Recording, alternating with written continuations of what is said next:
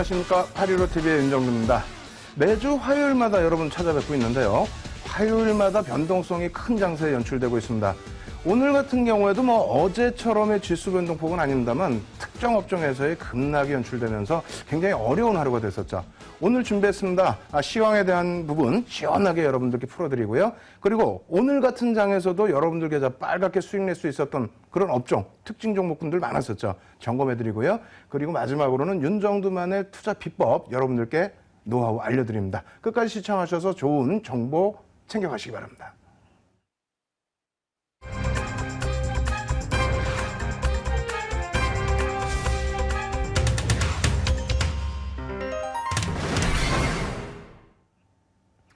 예, 오늘 많은 내용들의 시장 상황들이 있었습니다만 어찌됐건 간에 시장 전체적인 시황을 놓고 보셔야 되겠죠.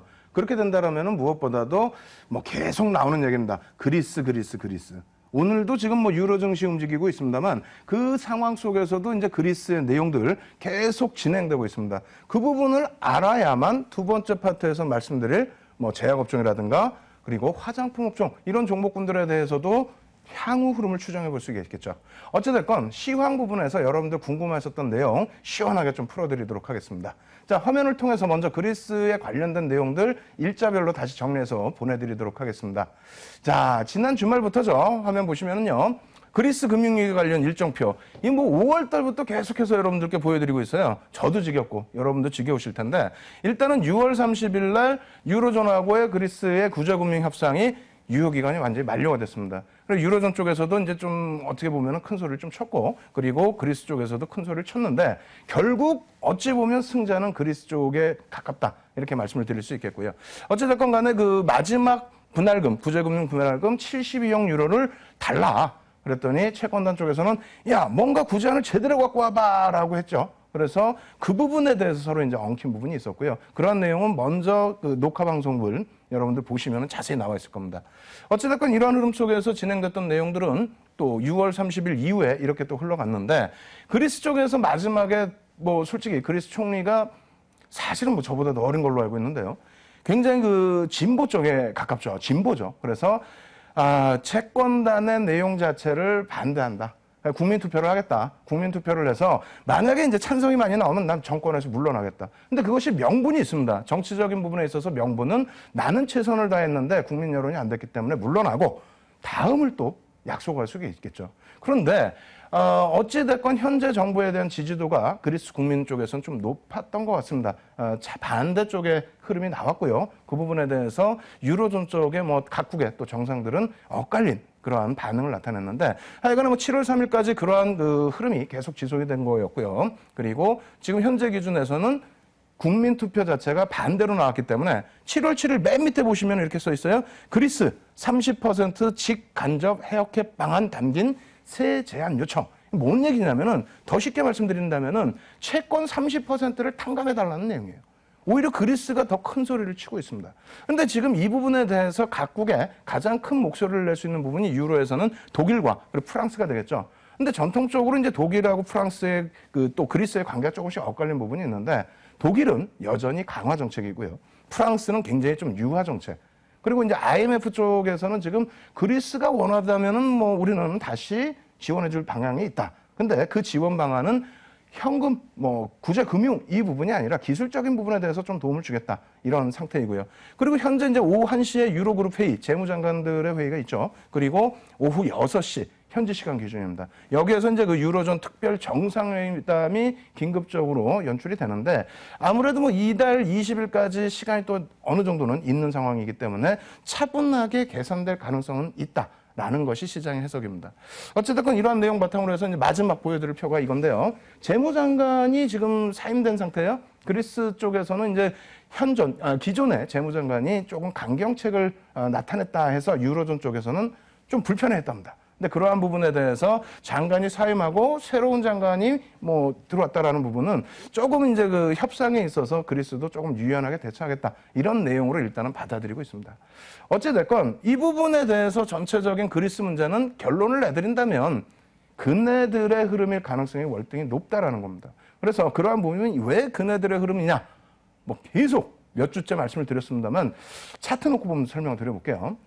일단 차트 보시면은 독일입니다. 독일 차트인데 자세히 이 끝부분 자세히 좀 보시면은 속상한 게 하나 있어요. 지금 빨간색 라인으로 평행선을 그어드렸는데 직전 저점입니다. 직전 저점 부분이 독일은 어제 기준에서는 이탈이 안 됐습니다. 오늘 장중의 흐름에서는 뭐 지금 변동성이 조금 일부 나타나고 있긴 합니다만 이 흐름이 어제 기준, 그러니까 오늘 아침의 기준의 흐름이 되겠죠. 다시 얘기한다면 아시아 쪽의 흐름은 우리나라뿐만 아니라 뭐 일본, 호주, 대만, 항생 전부 급락이 연출이 됐고, 그리고 우리나라 같은 경우 어떻게 됐습니까? 어제 50포인트에 달하는 하락이 나타났습니다. 그럼에도 불구하고 평상시에 급등락이 연출이 됐던 독일 같은 경우가 4%의 범위에 또 5% 범위의 변동성이 나타났던 독일 같은 경우가 오히려 1%대 하락으로 그리고 시가 대비해서 반등으로 거기에 바닥에서 꼬리를 단 영망치형으로 이런 흐름이 나타났다는 겁니다. 그럼 누구를 위한 그리스 문제냐는 거죠. 유럽 쪽에서도 문제가 없었고, 그리고 추가적으로 놓고 보시게 되면은 다우입니다. 다우 같은 경우에 어떻게 돼 있죠? 오히려 더 재미나죠. 10월 저점에서부터 고점, 그 고점에서부터 밀려 내려온 폭이 3분의 1에도 못 미치는 수준입니다. 조정이라고 볼 수도 없는 상황일 수도 있습니다. 그리고 장중에 플러스까지 돌렸다는 거예요.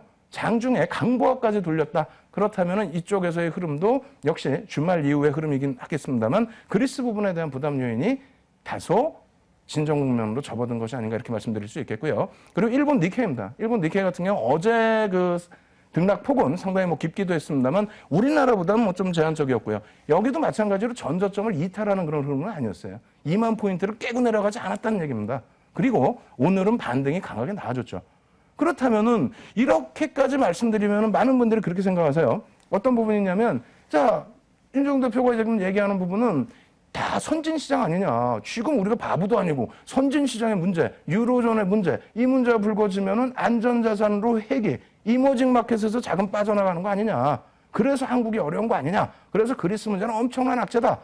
다시 보여드립니다. 그러면 추가적으로 우리나라와 뭐 비슷하게 움직임을 가져간다는 쪽이죠. 호주입니다. 호주 오늘 뭐 2% 금리에서 동결을 해놨는데 호주의 등락률과 10월 이후의 상승률, 하락률이 우리하고 또 비슷합니다. 어찌됐건 호주 쪽의 경우에도 보시게 되면은 직전 저점 있죠. 네? 6월 말에 그 그리스 문제가 또 불거졌을 때 그 저점 기준을 놓고 봤을 때 그 저점 라인을 이번에 깨지 않았다는 거예요. 근데 우리나라는 어떻게 됐습니까? 50포인트 뿡 하고 깨졌죠. 엇갈리는 흐름이 나타났다는 거예요. 추가적으로 자, 대만도 보겠습니다. 대만 같은 경우도 우리나라와 같이 이머징 마켓에 속해 있고 같은 움직임을 주고 있는데 이쪽 같은 경우에도 마찬가지예요. 오늘도 운봉으로 떨어지긴 했습니다만 일단 전저점을 깨지는 않았고요. 그 그리스 문제에 대한 충격은 제한적이었다는 겁니다. 자, 항생을 놓고 볼게요. 항생 같은 경우에는 전체 10월 이후에 전체 흐름에서 절반 이상의 조정을 받고 있지만은 중국 쪽의 영향력도 일부 있다라는 겁니다. 다시 말씀드린다면 결론을 지어드릴게요. 지금까지 놓고 보신 차트들 어떻습니까? 유럽, 그리고 미국, 일본, 선진시장의 차트는 전부 위에서 대롱대롱 매달려 있습니다. 실질적인 시장 조정이 나오고 있지는 않다라는 거죠. 그렇다면 이머징 마켓 쪽에 대한 문제로 여러분들이 치부를 하겠다라고 한다면 우리나라, 또 호주, 대만, 항생 이 정도 놓고 볼 수 있는데 그 추세 부분이 어떻습니까? 어제 50포인트 두들겨 맞고 오늘 추가적으로 20포인트 장중에 20포인트 이상 두들겨 맞았다고 하더라도 실질적으로는 어때요? 10월 바닥 대비해서의 전체적인 흐름으로 놓고 본다면 아직까지는 8%, 10월 바닥 대비 8%대의 상승률, 고점 대비해서는 깊게 빠졌을 때 7%대의 하락률, 그 수준입니다. 그래서 여러분들이 전체적인 시장 기조를 잡아나가실 때 너무 패닉 상태에 빠져드시는 것은 다소 무리가 있다. 이렇게 말씀을 드립니다. 이렇게 말씀드리면서 이제 그리스 문제는 조금 벗어날 수 있는 국면이다라고 정리를 해드리고요. 두 번째 부분, 오늘 또 시장에서 화두가 됐던 부분 다시 또 놓고 보면서 말씀드리겠습니다.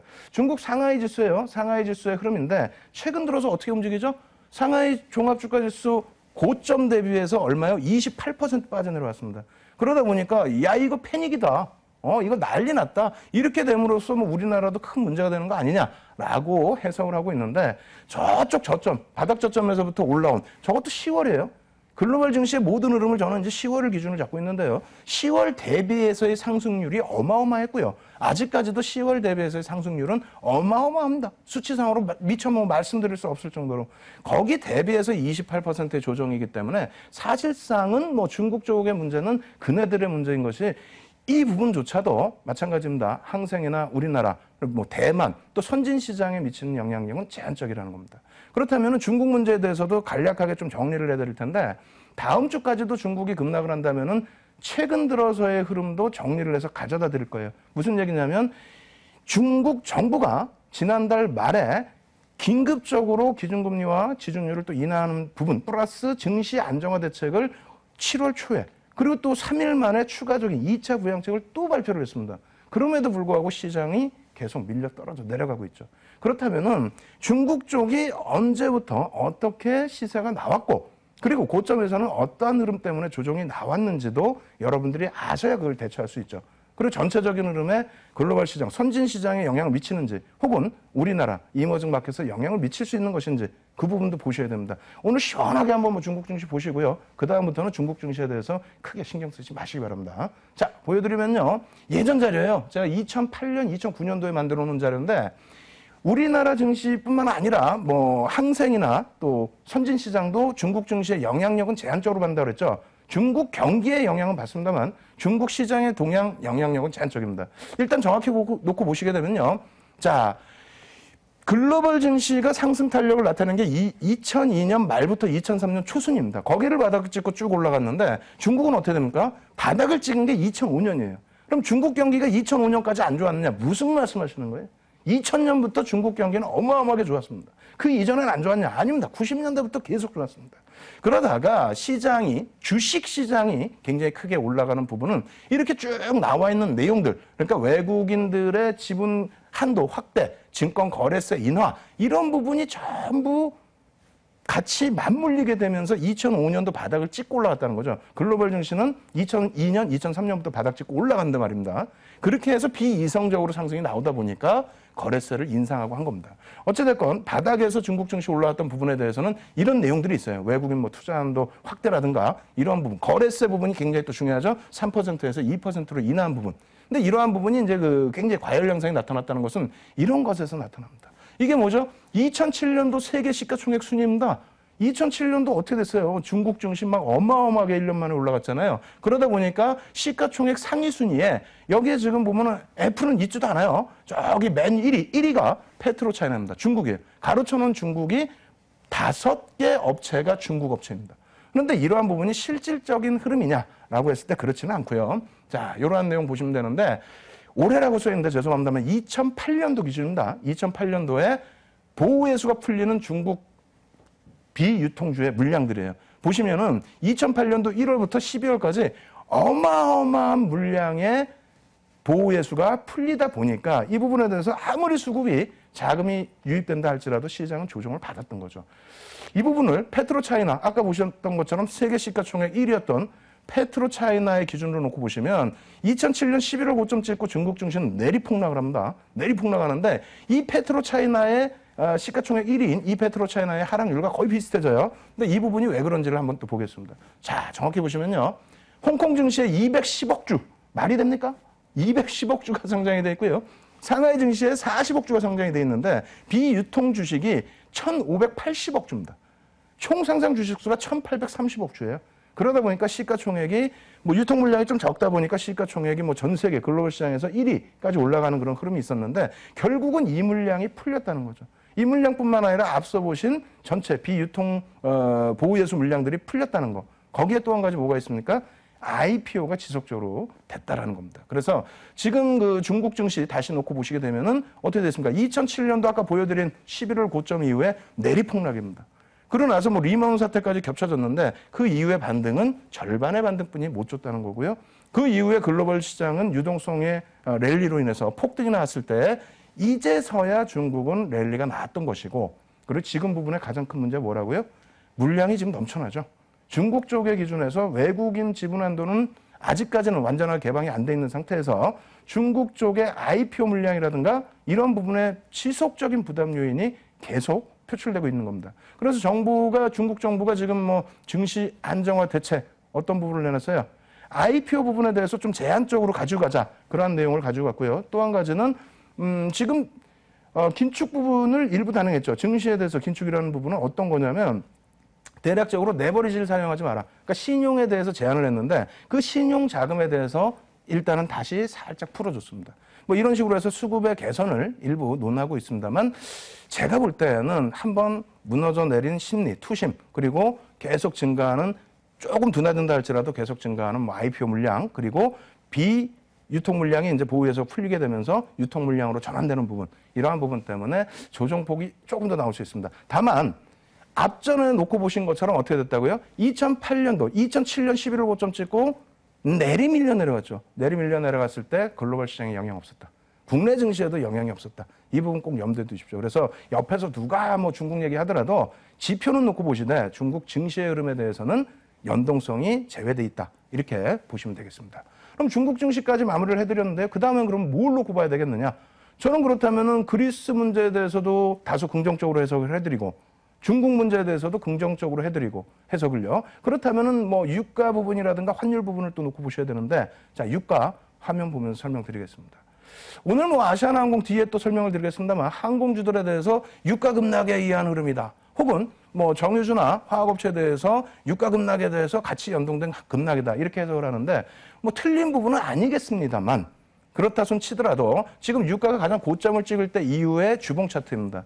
지금 유가의 문제가 불거졌던 부분은 지난해 하반기예요. 특히 4, 4분기. 급락이 연출되면서 문제가 발생된 거고 그 부분에 대해서 너무 변동성이 크다 보니까 유가에 대한 원유에 대한 해지를 했던 업종 뭐 항공도 마찬가지고 원유 그 정유업체 마찬가지고 화학업체 마찬가지입니다. 그 종목군들에 대해서 제한적인 흐름 나타난 부분이 있는 거죠. 그죠? 근데 지금은 어떻게 돼 있어요?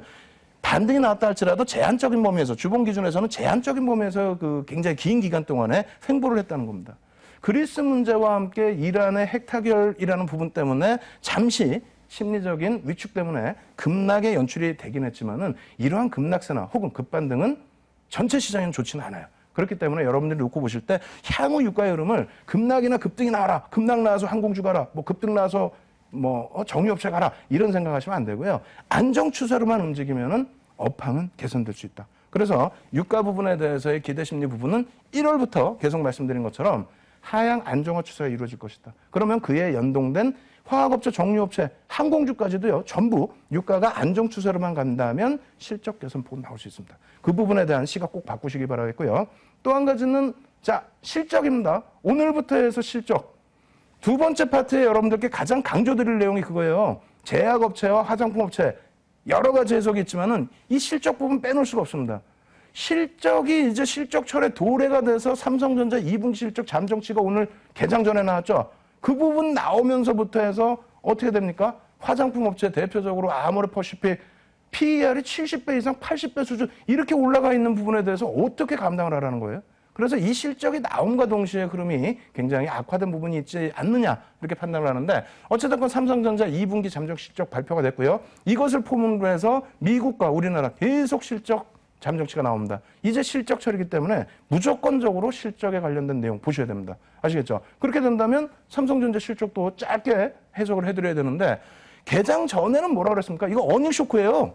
어제 수정치가 매출 50조 원 넘는다고 그랬고요. 그리고 하향한 수정치가요. 그리고 영업이익도 7조 이상의 영업이익, 7조 1천억 정도 수준의 컨센서스를 발표를 했는데 오늘 기준에 이렇게 나왔다면 어떻게 된 거예요? 어닝 서프라이즈가 아니라 어닝 쇼크 수준입니다. 그럼에도 불구하고 주가에는 선반영이 돼 있다는 인식. 그리고 주가가 강세를 띠다 보니까 역으로 해석을 하죠. 어떤 부분이냐면 전년 동기 대비해서의 실적 악화된 부분을 보지 말고 3분기 2014년 3분기에 영업이익 5조 미만으로 떨어진 이후에 지금 4개분기 연속 영업이익 어찌됐건 증가하지 않습니까? 그것을 왜 꼭 부정적으로만 해석하려고 하는지 모르겠어요. 주가가 밀려 있으니까? 아닙니다. 오늘 같은 경우에 주가 반등이 나왔죠. 어닝 쇼크 실적에. 그렇다면은 이 부분에 대해서 왜 그런지도 생각을 하셔야 되고요. 왜 그럴까요? 뭐 간단하게 말씀드리면 원달러 환율이죠. 정부가 정책적으로 좀 어떻게 해요? 수출주. 추경에 대한 일정 부분에 대해서 수출주.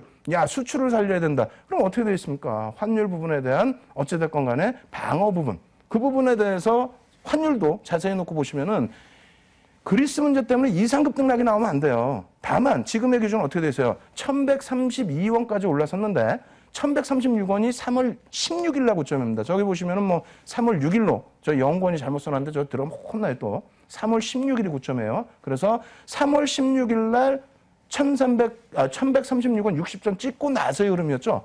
그렇게 된다면 수출주들이 그 이후에 4월부터 해서 지금까지 조정을 받았는데 환율이 이 정도고 시장이 안정 추세로 되찾는다면 어떻게 됩니까? 실적 발표 이후에 삼성전자를 필두로 해서 IT주들에 대한 흐름 정상적으로 놓고 보셔야 되겠죠.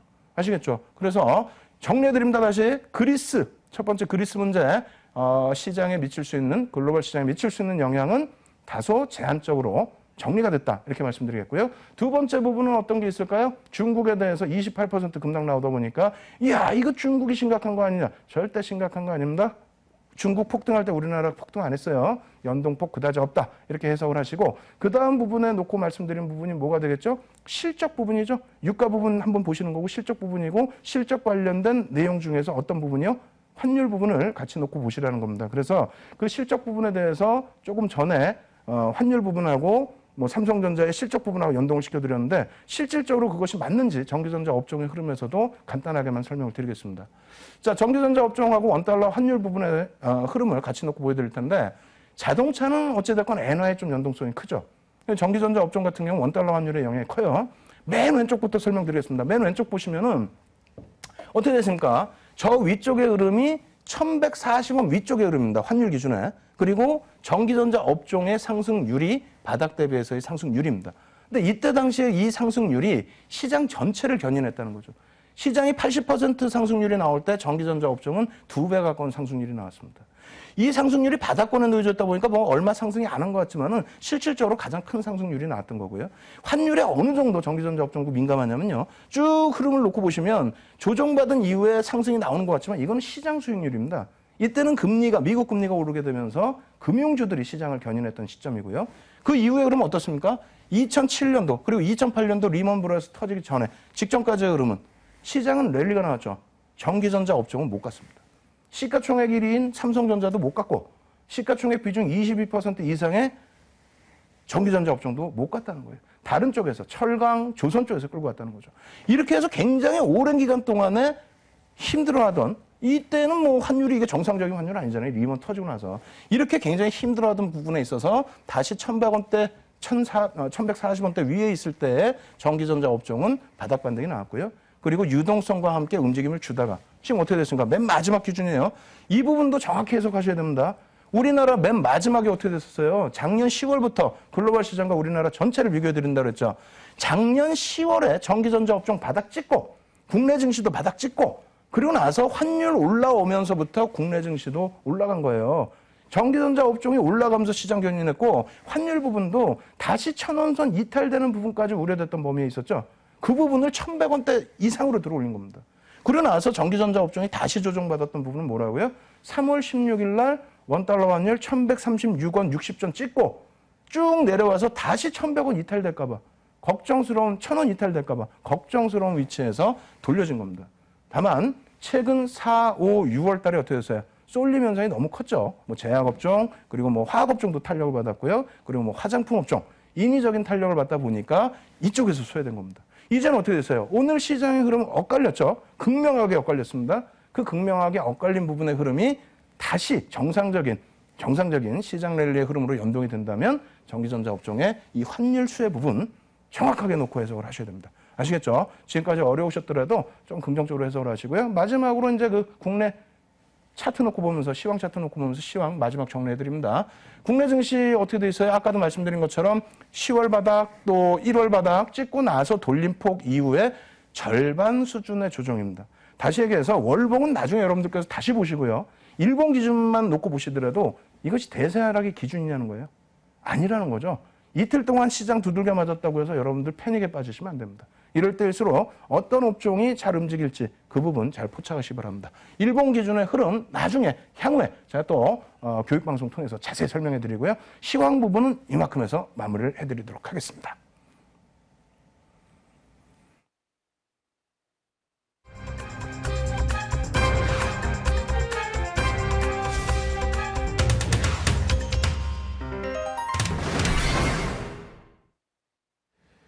원래 사실은요, 시장 상황을 나쁘게 보지 않기 때문에 긍정적인 시장 상황을 놓고 보기 때문에 시황은 짧게 해드리고 업종, 특징 업종 확 많이 해드리고 앞으로 움직일 업종도 해드리고 그리고 윤정두만의 비법을 여러분들께 공개해드리는 시간을 좀 길게 가지고 가려고 했는데 어쩔 수 없이 또 시황에서 길어졌어요. 그러한 이유는 시장의 방향성을 알아야 됩니다. 시장이 위로 갈지 아래로 갈지도 모르면서 그냥 주식을 붙들고 있거나 혹은 무조건적으로 패닉 상태에서 투매를 하거나 그렇다면 아무 의미가 없죠. 그래서 다시 말씀드립니다. 지금 시청하시는 여러분들께서는 현재까지 주식을 많이 가지고 계시기 때문에 내 거 어떻게 하지? 라는 생각으로 시청을 하실 거예요. 그렇다면은 이왕 발을 담궈 놓으신 상태라면은 긍정적인 마인드 유지하십시오. 물론 무조건적으로 또 긍정적으로 생각하면 안 되겠습니다만 제가 근거치를 보여드렸잖아요. 그 근거치가 맞다라고 생각하시면 그대로 유지하시면서 제가 알려드리는 전략대로 또 비법대로 따라하시면 시장 어렵지 않다 이렇게 말씀드리겠습니다. 자, 오늘 특징적인 업종 또 특징적인 이슈 무엇이 있죠? 제약업체와 그리고 화장품 업체에 대한 급조정이었습니다. 굉장히 너무너무 힘들 정도의 급조정이었는데 화면 놓고 설명드릴게요. 화면 보면서요. 화면 보시면은 이게 참 글씨가 너무 작아서 안 보이시는데 이게 뭐냐면은요. 오늘 전체 거래소 시장, 유가증권 시장의 업종별 등락표입니다. 저 음봉 보세요. 저게 말이 되는 음봉입니까? 어마어마한 음봉이 떨어져 내려와 있죠. 시가총액 상한가 부분을 굉장히 큰 폭으로 확대해놔서 30%까지 확대를 해놔서 이러한 흐름이 나오게 됐는데 어차피 맞아야 될 부분이라면 뭐 제대로 맞는 것도 괜찮다라고 설명을 드리겠습니다.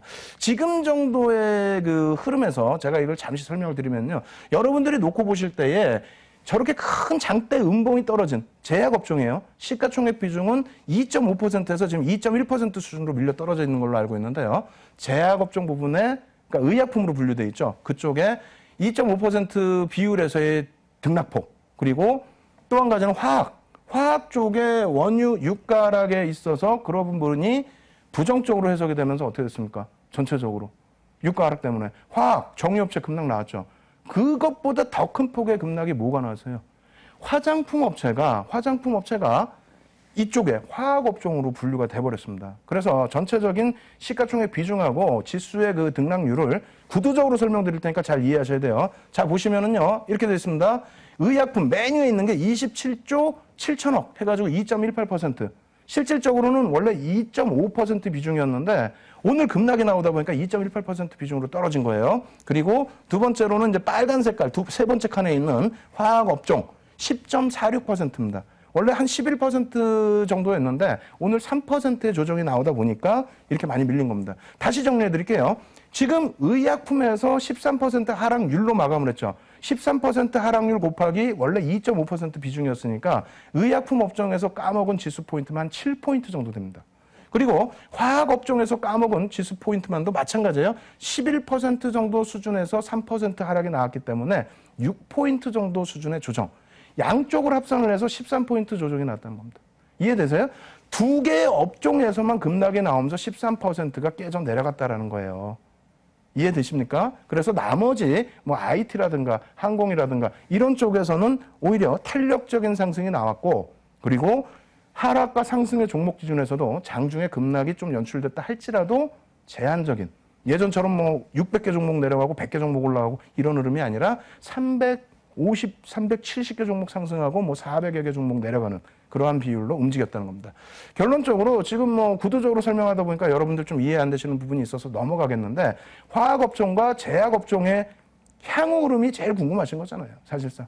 화학업종과 그리고 뭐 의약품 업종, 화학업종에서도 화장품 관련된 업체와 제약주가 앞으로 어떻게 될 것이냐. 일단 먼저 간단한 답을 먼저 드린다면은 실적 철회 기준이기 때문에 아직까지는 실적이 가셔야되는 게 없죠. 기대치죠. 그래서인지 오늘 좀 충격이 컸다라는 겁니다. 실적철 접어들었기 때문에. 그래서 종목을 하나 보면서 같이 이제 쭉 설명을 드려볼게요. 자, 굉장히 지금 어려우신 상태인데 이런 종목 갖고 나와서 야 이렇게 수익 났습니다 하면 더 화가 나실 수 있어요. 하지만 교육 내용까지 제가 다 보여드릴게요. 언제 어떻게 살 수 있었고 어떤 흐름에서 움직임이 나왔고 또 어떻게 해서 이 종목이 빠졌는지 그래서 결론은 앞으로 반등이 나올지 추가 하락이 나올지 결론을 지어드리겠습니다. 자, 아모레퍼시픽 2주 전에 벌써 6월 23일 날 메르스 관련해서 올 초부터 계속 교육해드린 아모레퍼시픽을 또 갖고 나왔어요. 이거 어떻게 이런 종목 시가총액 상위에 이런 종목을 볼 수 있겠느냐. 같은 그림이죠. 이렇게 가지고 나오고 나서도 그 다음 주에 어떻게 됩니까? 또 움직여요. 또 올라갈 수밖에 없는 흐름. 그러한 흐름이 있었고요. 그리고 그 다음 주에 또 갖고 나오면서 저렇게 동그라미를 많이 쳐갖고 또 차트를 갖고 나왔습니다.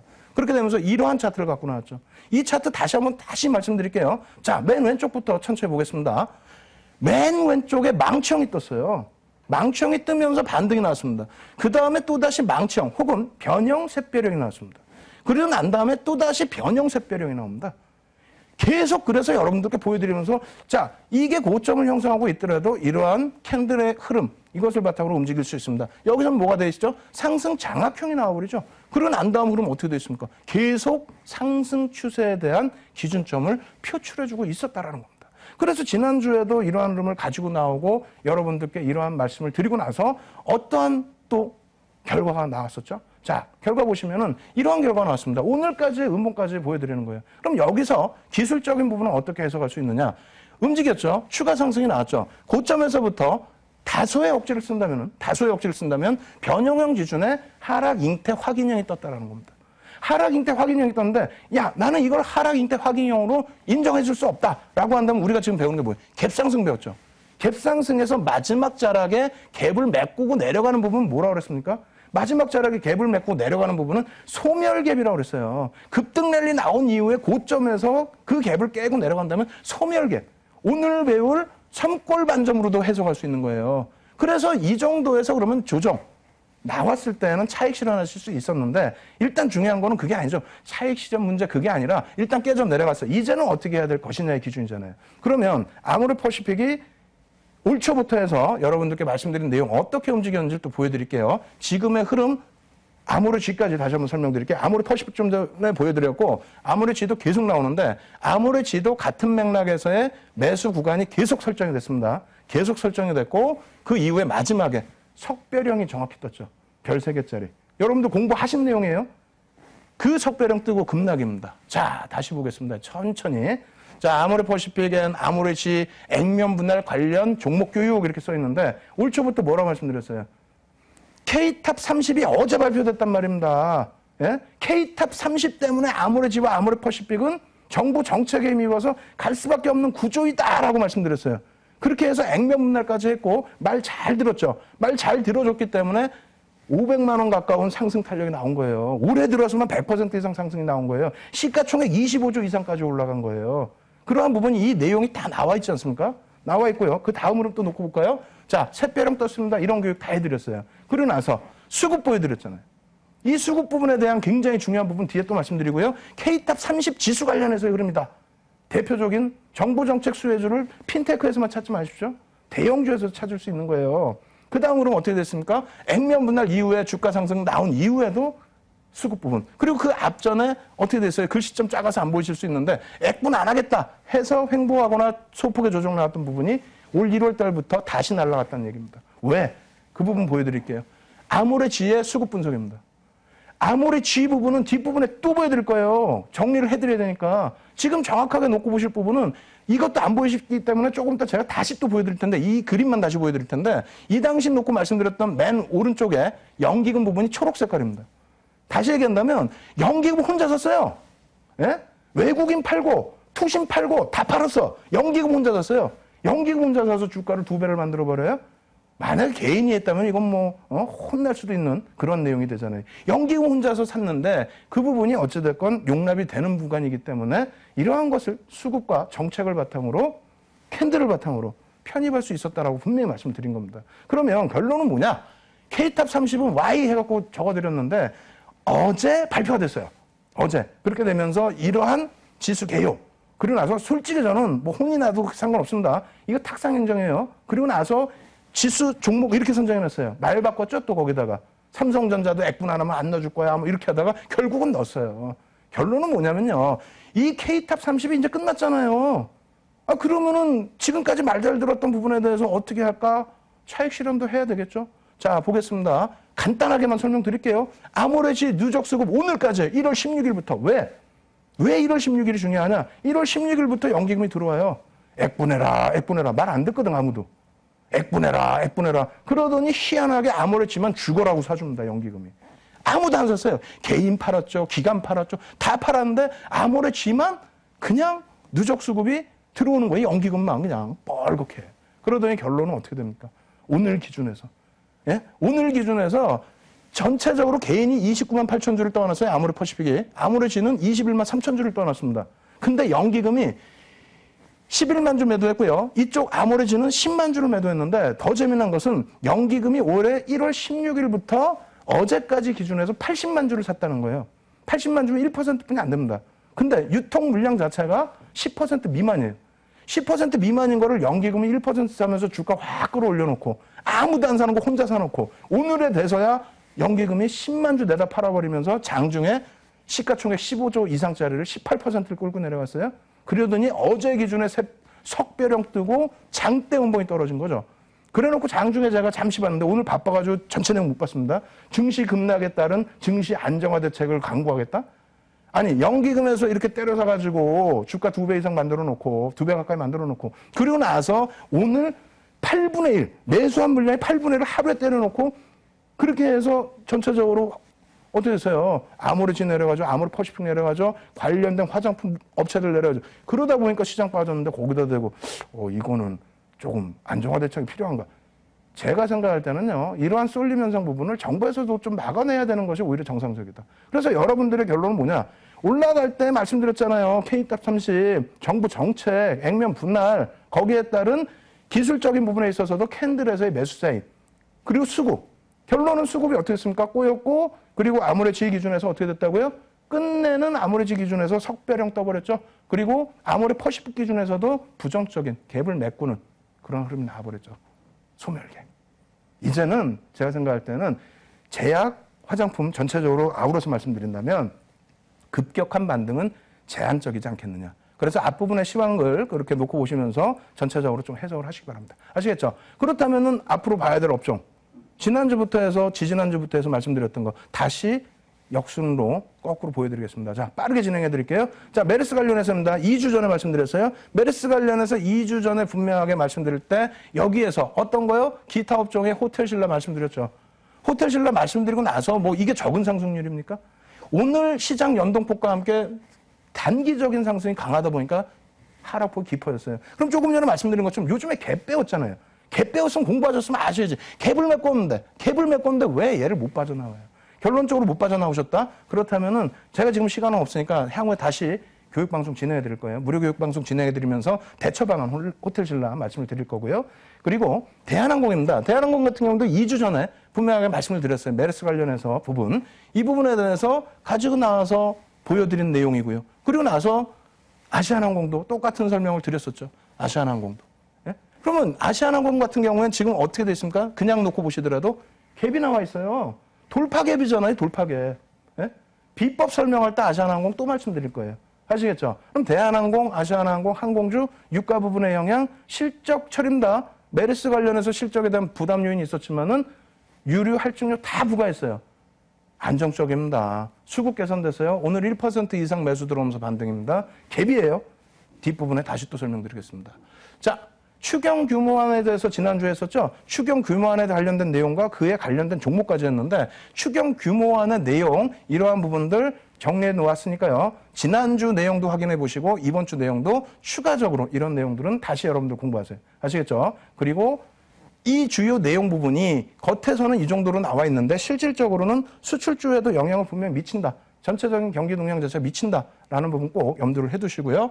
자, 추경 관련된 종목에 대해서도 AS를 해드려야 되겠죠. 자, 보시면은 BGF 리테일, 저도 발음도 어려워 죽겠어요. 근데 이 종목에 대해서 유통주에 관련해서 분명하게 놓고 보시라고 말씀을 드렸고 그 이후에 그럼 나왔죠. 우와, 오늘 음봉 엄청나게 크게 나왔습니다. 이거 어떻게 하면 좋습니까?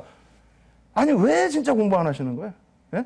여기에서 지금 뭐 나왔어요? 석배령 나왔잖아요, 여기도. 석배령, 정확히 석배령 나오는 매도 구간 절반 라인에서 정리를 하셨어야죠, 정리를. 예? 수익을 내셨으면 차익도 내셔야죠. 그 부분에 대한 교육방송을 1월부터 지금까지 해야 되는데 왜 이걸 차익실현 못 하십니까? 이 부분에 대한 추가적인 AS도 역시 마찬가지로 교육방송에서 다시 또 진행을 해드릴게요. 자, 현대산업입니다. 현대산업도 추경 관련해서 건설주들도 놓고 보셔야 된다고 그랬죠? 그래서 현대산업뿐만 아니라 대림건설도 급등이 나왔어요.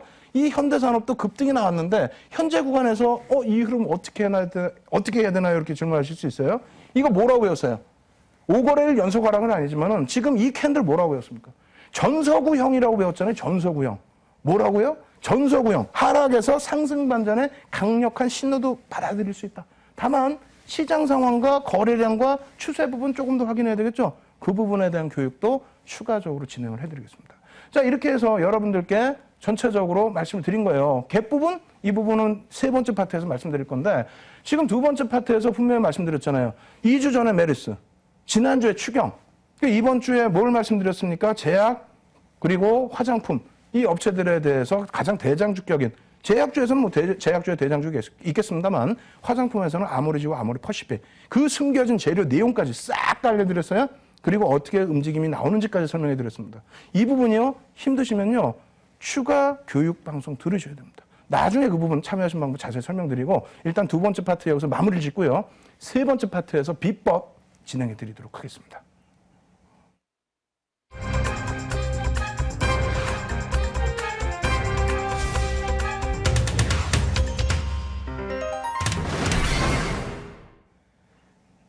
지금 뭐 사실상 좀 난리가 났습니다. 지난주에도 그렇고 이번 주에도 그렇고 난리가 났다는 건 뭐냐면 교육방송을 계속 해드리는데 그 교육방송 들으시다 보니까 시각이 바뀌시잖아요. 시각이 바뀝니다. 그리스 해가지고 겁을 먹고 투매를 했는데 알고 보니까 당했다. 이거 겪고 나니까 이거 오히려 좋은 기회였는데 마냥 그렇게 생각하면 또 안 되겠지만 우리가 교육의 목적이 뭡니까? 당하지 않고 여러분들 스스로가 여러분들 것으로 만들어내실 수 있는 또 종목을 발굴해내실 수 있는 그게 기준인 거예요. 앞부분에 나와 있는 뭐 호텔신라 그리고 뭐 대한항공 또 여러 가지 대림상 이런 종목군들이 뭐 시가총액이 잡습니까? 다 1조 이상 몇 조 수조 거기에 아모레퍼시픽, 아모레G 고점이 25조, 30조 이렇게 달했어요. 그런 종목이 제가 조금 말씀드린다고 주가가 변곡이 옵니까? 아닙니다. 다 여러분들이 차분하게 편하게 그러한 종목에서도 수익 내실 수 있는 거예요. 오늘의 기준은요. 갭의 마지막 날입니다. 다음 주에도 뭐 갭에 대한 복습을 하겠습니다만 오늘 굉장히 중요한 내용들이 많아요. 벌써 갭 얘기하니까 지난주에도 그렇고 이번 주에도 그렇고 갭이 나온 종목에 대한 변동폭이 어마어마하게 커졌거든요. 거기에서 수익도 날 수 있었고 그러다 보니까 관심도가 많이 높아졌는데 오늘도 마지막 성골 반전 굉장히 중요한 갭입니다. 이 부분까지 꼭 여러분들 걸로 만드셔서 좋은 수익 내시기 바랍니다. 아시겠죠? 자, 갭 부분에 대해서 간략하게 복습. 갭이 뭐냐부터 쭉 넘어갈 텐데요. 자, 갭이란 무엇이냐? 제일 중요한 부분은 전날 종가보다 훨씬 높거나 전날 종가보다 훨씬 낮게 시작하는 거. 캔들에 꼬린 필요 없습니다. 몸통과 몸통의 사이에 발생되는 구간. 이걸 갭이라고 그러고요. 우리는 공부한 사람이기 때문에 뭐까지 알아야 돼요? 숨겨진 갭까지도 파악할 수 있어야 돼요. 그 부분은 좀 더 심오한 과정 속에서 또 진행을 해드리고요. 이러한 갭의 종류는 이러한 갭의 그 발생의 의미는 앞으로의 추세 강화 부분을 더 의미를 한다. 그리고 오늘 배울 갭은 추세의 강력한 반전을 예고한다. 이런 부분이 있습니다. 그리고 갭의 종류는 이렇게 있죠. 보통갭, 돌파갭, 급진갭, 소멸갭. 여기서 돌파와 급진갭이 제일 중요하다. 그래서 이 부분 굉장히 강조를 드렸고요. 그리고 이러한 흐름으로 나온다는 거죠. 보통갭이라는 거 다 복습이니까 그냥 쭉 넘어갈게요. 아무 데서나 발생되는 게 보통갭이에요. 의미도 없고 지지도 안 되고 거래량도 없고 근데 돌파갭은 뭐다? 직전 고점이나 직전 저점을 깨거나 뚫거나 그렇게 해서 만들어지는 갭. 그러면 얼마나 강한 갭이겠어요. 장대 양봉이나 음봉으로 만들었고 뚫고 올라가도 혹은 뚫고 내려와도 강할 텐데 갭까지 나왔다는 거예요. 거기에 거래량은 당연히 수반되겠죠. 그리고 나서 움직였는데 이거 주가가 올라왔는데 부담스러워야 되는데 오히려 급진갭. 더 나와요. 갭이 또 나와. 엄청난 탄력을 준다는 겁니다. 그리고 마지막에 소멸갭. 저 소멸갭이 성골 반전으로도 형성이 되는데 성골 반전이 아닌 오늘 보신 것처럼 아모레퍼시픽 같은 그런 흐름도 나올 수 있다는 겁니다. 그래서 이 부분에 대한 공부만 조금 더 열심히 하시면 다 여러분들 걸로 만들 수 있어요. 자, 복습부터 들어갑니다. 돌파갭, 주요 지지선, 저항선 돌파하는 거, 이거 말씀드렸죠? 종목으로는 뭐가 있어요? 지난주에 시간 없으면 막 넘어갔죠? 그렇게 하면서 마지막에 어떻게 했어요? 시간 없으니까 무료 교육방송 받으세요! 교육방송 받으세요 했잖아요. 그 다음 칼코입니다. 시가총액 8조예요. 8조짜리 종목 제가 언급한다. 이게 뭐 문제가 돼요? 안 되잖아. 갭이 나왔다고 이 그림 보여드리고 결국은 이 그림이에요. 이 그림 보여드리고 이게 어떻게 움직였냐고 이게. 그 다음에 지금 장세 오늘까지도 이런 흐름. 이 강세의 흐름. 이게 그럼 시장의 안정세를 찾으면 어떻게 되겠어요? 추가 상승 나오겠죠. 그죠? 그러면 이 구간에서 왜 여러분들이 힘들어 하시냐는 겁니다. 그럼 다른 종목도 보여드려요? 급진갭으로 한번 보여드릴게요. 자, 급진갭입니다. 여러분들과 함께 이 급진갭은 돌파갭 이후에 더 큰 시세가 나올 수 있는 종목이다. 그리고 보여드렸어요. 지난주에. 꺼내놓고. 지분 공시 나왔죠? 오늘. JFS 매니지먼트에서 지분을 5%를 신고를 했습니다. 그렇게 되면서 장중에 이 그림을 보여드린 건데 어떻게 됐어요? 예? 이 그림. 돌파갭, 급진갭 이렇게 보여드리고 저 위에서 급진갭 또 보여드렸는데 결국은 어떻게 됩니까? 급등 나와버리잖아요. 오늘 고점 놓치셨다고요? 뭐가 우스워요? 뭐가 무섭고? 급락장에 이틀 연속 엄청나게 빠진 장에 이러한 탄력이 나온 종목인데 갭만 공부 잘하셨어도 이런 걸 왜 놓치시냐는 겁니다. 예? 하루 거래량 빵빵하게 터지고. 그죠? 그래서 마지막 배울 이 성과관점도 여러분들이 잘 이해하시라는 거예요.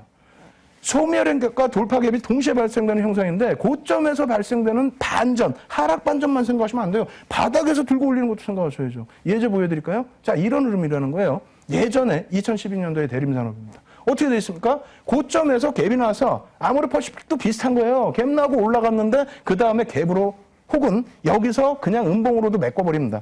어찌됐건 저 음봉을 메꾸고 내려왔을 때 혹은 갭으로 나왔을 때는 손꼴 반전 그리고 갭이 아닌 음봉으로 메꿀 때는 소멸갭이라고 우리는 얘기를 합니다. 아시겠죠? 그리고 나서의 추가 하락 굉장히 깊어지죠.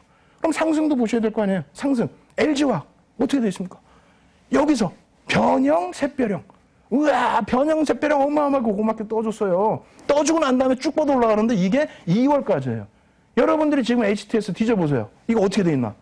내리 상승해서 내리. 이 바닥 대비해서 내리 상승한 폭이 어마어마하게 올라왔어요. 거의 뭐 100% 가까이 올라왔을걸요.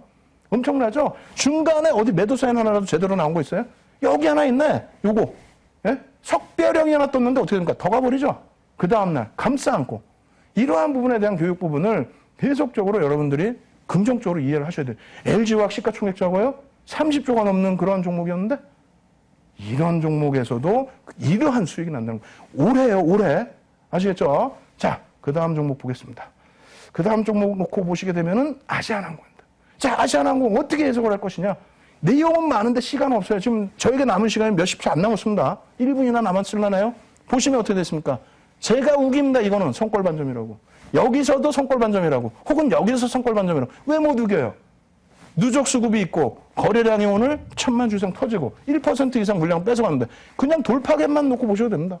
나머지 부분 추가 설명 또 드릴 거예요. 그리고 지난주, 2주 전에 계속 보여드렸던 필살기 이 종목군들 다 오픈해드렸잖아요. 교육해드렸잖아요. 돌파갭, 급진갭, 응? 그리고 나서의 주봉에서의 흐름도 돌파갭, 급진갭. 이 종목 어떻게 할 겁니까?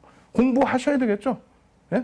그 다음 종목도 2주, 3주 계속 갖고 나왔어요. 같은 위치입니다. 돌파갭, 급진갭, 돌파갭, 급진갭. 힘들어요, 어려워요, 돌파갭, 급진갭, 무서워요. 그럼 이렇게 보시라고 그랬죠. 월봉으로. 갈 자리 어마어마하죠. 지금 시장에서 외국인 기관 내리쌍끌입니다. 예? 이런 종목들 공부하셔야 될 거 아니에요. 지금 이렇게 빨리 지나가는데 시간이 없어요. 시간이. 그래서 지금 보여드린 마지막 필살기의 종목군들은 제가 막 지금 뛰어갈 겁니다. 죽어라고 막 뛰어갈 거예요. 얼로. 지금 바로 제가 여러분들께 815TV를 통해서 무료 교육 방송을 진행을 해드릴 겁니다. 오늘 저녁 11시부터 여러분들 이해 안 되시면 새벽까지 교육 공부 해드릴 거예요. 그리고 어떻게 한다고요? 내일 장중에도 여러분들 교육 방송 받으셔야 됩니다. 무료 교육 방송 받으셔서 오늘 배운 여러 내용들과 종목 포착하는 방법, 차익 실현하는 방법 꼭 여러분들 걸로 만드시기 바랍니다. 아시겠죠? 저는 다음 주에 여러분들 화요일 날 다시 찾아뵙겠습니다. 815TV의 윤정두였습니다.